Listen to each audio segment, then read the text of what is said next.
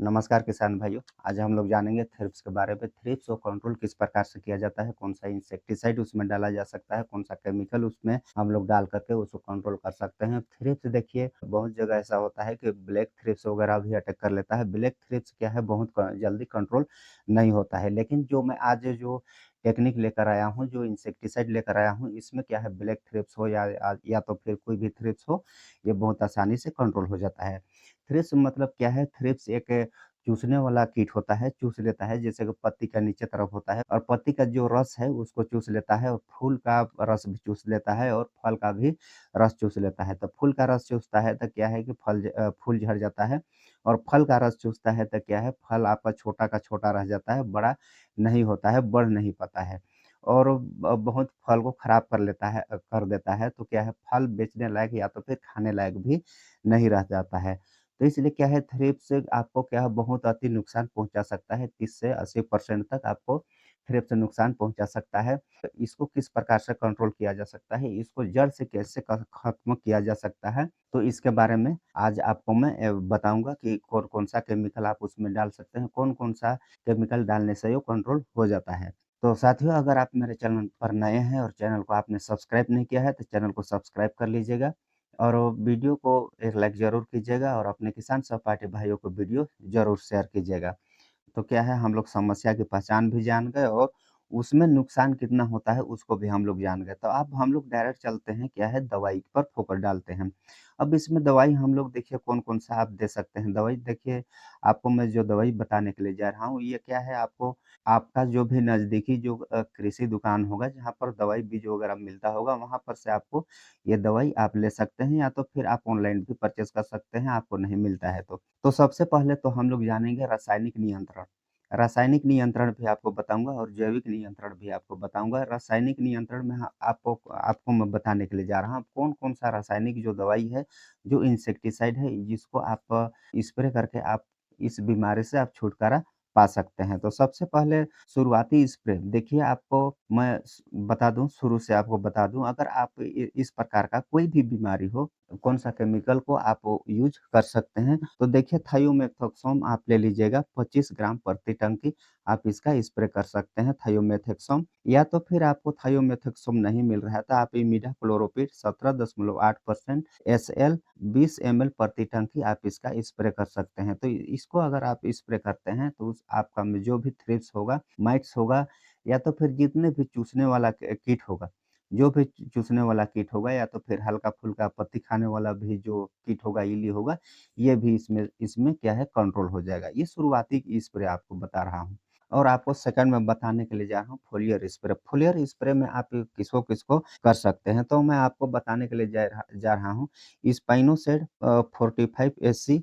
इसको आप ले लीजिएगा 5 एमएल 5 एमएल प्रति टंकी, 5 एमएल प्रति टंकी, 15 लीटर का टंकी में आप इसको 5 एमएल आप मिला करके आप इसका छिड़काव कर सकते हैं। अगर आपका में बहुत ज़्यादा प्रकोप है, बहुत ज़्यादा प्रकोप हो गया है, कंट्रोल नहीं होने लायक अगर होगा, तो इसमें आपको क्या है, लेम्डासाइक्लोथ्रिन ले लीजिएगा, ये भी 5 एमएल प्रति टंकी आप इसको मिला सकते हैं। आप दोनों को क्या है, स्पाइनोसेड और लेम्डासाइक्लोथ्रिन दोनों को आप मिला करके 5-5 एमएल आप मिला करके क्या है, आप 15 लीटर टंकी में आप मिला करके आप इसका छिड़काव करते हैं, तो आपको क्या है, थ्रिप्स जो जकड़ा हुआ थ्रिप्स जो भी होगा, वो भी इसको मिला करके आप छिड़काव करते हैं तो कंट्रोल हो जाता है। या तो फिर आपको लेम्डासाइक्लोथ्रिन नहीं मिल रहा है तो आप इमामेक्टिन बेंजोएट भी ले सकते हैं। ये 5 एमएल प्रति टंकी आप इसको भी स्प्रे कर सकते हैं स्पाइनोसेड के साथ।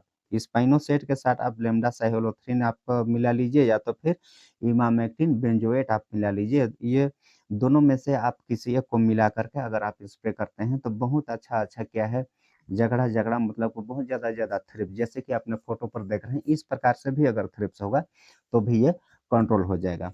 या तो फिर आपका में अगर इसमें भी अगर कंट्रोल नहीं होने लायक है, मतलब कि आप सोच रहे होंगे कंट्रोल नहीं होगा, तो आपको मैं कोई दूसरा केमिकल बता रहा हूँ, आप इसका भी उपयोग कर सकते हैं। जैसे कि आप ले सकते इसमें ब्रोफ्लानिलाइड 300 ग्राम प्रति लीटर आता है, आप इसको भी ले सकते हैं। और ये क्या है, फिर आप ले लीजिएगा ग्रासिया का ना क्या है, फ्लक्सा मेटामस परसेंट डब्ल्यू फॉर्म में आएगा, इसी फॉर्म में आएगा, इसका भी आप ले सकते हैं। इसको क्या है, आप 160 एमएल प्रति एकड़ आप इसका स्प्रे कर सकते हैं। अगर उस इस प्रकार से था, अगर काम में थ्रिप्स अगर लग गया है और थ्रिप्स से अगर आप परेशान हैं, तो इस प्रकार से आप रासायनिक केमिकल का भी आप उपयोग करके उससे छुटकारा पा सकते हैं। बहुत अच्छा काम करता है, ग्रासिया ले सकते हैं या तो फिर एक्सपोनस ले लीजिए, या तो फिर आप स्पाइनोसेड के साथ में आप लेम्डा साइक्लोथ्रिन ले सकते हैं, या तो फिर इमामेक्टिन बेंजोएट आप ये ले सकते हैं। इसको भी करके थ्रिप्स से आप छुटकारा पा सकते हैं। और आपको मैं बताने के लिए आगे जा रहा हूँ जैविक नियंत्रण। लेकिन आप रासायनिक जैसे कि पहले आपको मैं बताया रासायनिक नियंत्रण किस प्रकार से आप करते हैं, तो आप जैविक नियंत्रण भी कर सकते हैं। लेकिन क्या है, आप रासायनिक जो कोई भी केमिकल आप रासायनिक केमिकल आप डालते हैं या तो फिर स्प्रे करते हैं रासायनिक केमिकल का, तो क्या है, रासायनिक केमिकल का स्प्रे करने के जस्ट आपको क्या है, कोई जैविक केमिकल का आपको उपयोग नहीं करना है। कम से कम 10 से 12 दिन या तो फिर 15 दिन बाद आप जैविक केमिकल का आप उपयोग कर सकते हैं। इससे क्या होता है, जब आप रासायनिक केमिकल का उपयोग किया है और तुरंत आप उसमें जैविक केमिकल का उपयोग करते हैं, तो क्या है, आपको परिणाम आपको नहीं मिलेगा या तो फिर आपको दुष्परिणाम आपको मिल सकता है। इसलिए क्या है, आपको 10 से 12 दिन या तो फिर 15 दिन आपको इंतज़ार करना पड़ेगा। इंतज़ार करने के बाद आप जैविक केमिकल का भी यूज़ कर सकते हैं। तो इससे आपको फ़ायदा क्या होगा, 10 से 15 दिन बाद अगर आप जैविक केमिकल का उपयोग कर रहे हैं, तो जितना दिन आपको 10-15 दिन उसमें क्या है, रासायनिक केमिकल का आपको फ़ायदा मिल जाएगा।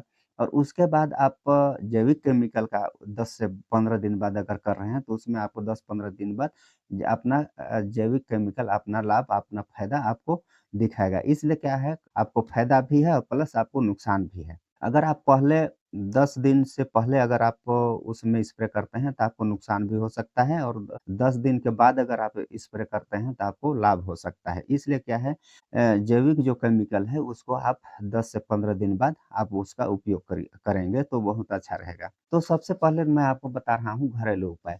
घरेलू उपाय क्या है, आपको रोग लगने से पहले, आपका फसल पर रोग नहीं लगा है, तो आपको क्या है, लहसुन प्लस अदरक प्लस मिर्च का घोल आपको बना करके आपको उसका छिड़काव करना है रोग लगने के पहले।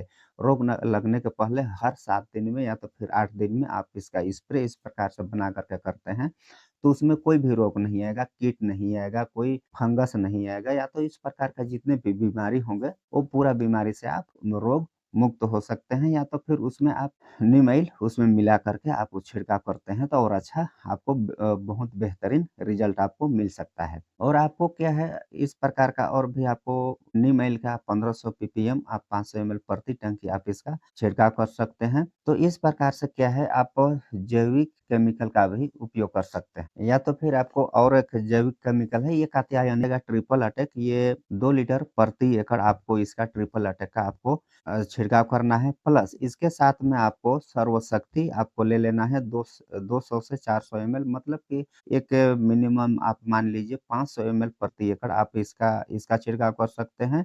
और उसकी उसी के साथ में आपको मिलाना है एंटीवायरस 500 एमएल, ये एंटीवायरस प्लस आपको सर्वशक्ति प्लस आपको ट्रिपल अटैक, ये तीनों को मिला करके अगर आप छिड़काव करते हैं, तो इसमें इसमें क्या है, ये बायोकेमिकल है, मतलब कि जैविक केमिकल है, ये बायोकेमिकल है। इस ये तीनों को अगर आप यूज़ करते हैं, तीनों को अगर आप छिड़काव करते हैं, तो आपको क्या है, थ्रिप्स से बहुत जल्दी आपको छुटकारा मिल सकता है। ये क्या है, बायोकेमिकल है। तो इस प्रकार से आपको जो बताया, जो जैविक नियंत्रण आपको जैविक कीटनाशक बताया, इसमें आप किसी एक का भी आप उपयोग कर सकते हैं, आपको बहुत अच्छा रिज़ल्ट मिलेगा। लेकिन क्या है, रासायनिक केमिकल उपयोग करने के 10 से 15 दिन बाद ही आपको क्या है, जैविक केमिकल का या तो फिर बायोकेमिकल का यूज़ करना है। तब आपको शानदार रिज़ल्ट मिल सकता है, अन्यथा आपको रिज़ल्ट नहीं भी मिल सकता है और आपको कुछ दुष्परिणाम भी देखने के लिए मिल सकते हैं। तो साथियों, क्या ये आपको जैविक कीटनाशक भी बताया और रासायनिक कीटनाशक भी बताया। इसके बाद में हम लोग जानते हैं इंटीग्रेटेड पेस्ट मैनेजमेंट, मतलब कि आईपीएम अप्रोच, रासायनिक प्लस जैविक, मतलब कि किस प्रकार से इसको हम लोग मिला करके इसका उपयोग कर सकते हैं। तो सबसे पहले नंबर पर मैं आपके लिए लेकर आया हूँ फर्स्ट ट्रीटमेंट थायोमेथेक्सोम या तो फिर इमिडाक्लोप्रिड। ये दोनों में से आप किसी एक का भी स्प्रे करते हैं, तो आपको ये दोनों को अगर आप उपयोग करते हैं, तो इसमें आपको बहुत अच्छा रहेगा।